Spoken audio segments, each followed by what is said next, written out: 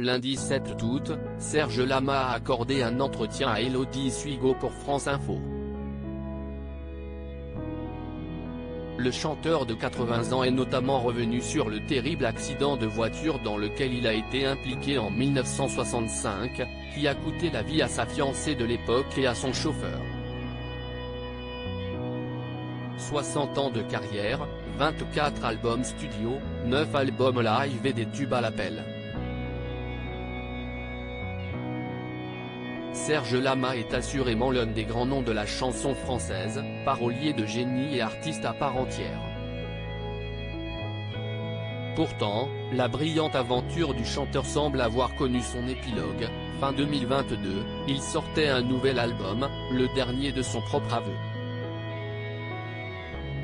Avant un discours en forme d'adieu lors des victoires de la musique, je suis très ému parce que si est peut être la dernière fois ce soir que je vois un public m'acclamer, debout.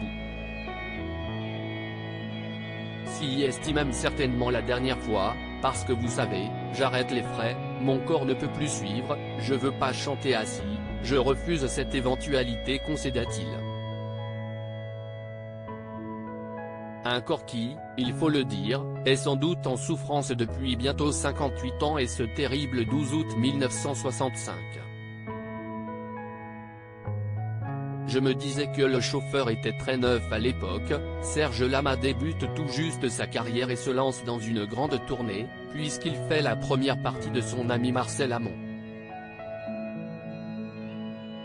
Une aventure qui tournera court, puisqu'il est victime d'un terrible accident de voiture, sur lequel il a accepté de revenir ce lundi sur France Info. J'ai pris 8 platanes. La voiture a tapé 8 fois sur le truc.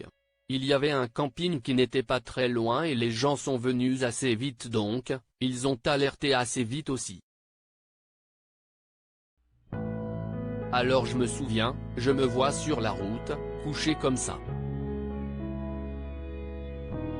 Je voyais les étoiles, je me prenais pour Saint-Exupéry et quand on m'a mis dans l'ambulance, je me suis dit, ah, si est-il fait parce que je ressentais depuis longtemps que ça allait arriver raconte-t-il.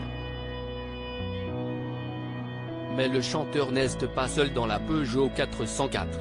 Jean-Claude Grenassia, le frère d'Enrico Macias, est au volant, et sa fiancée Liliane Benelli est à ses côtés.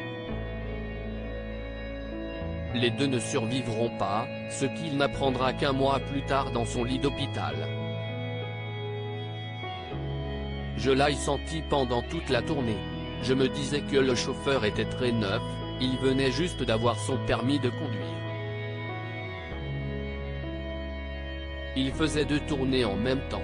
Je voyais les manœuvres qu'il faisait et je me disais, un jour on va se prendre un truc, ça va arriver.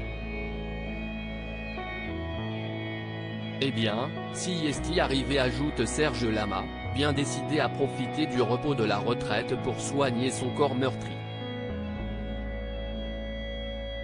Et son esprit ?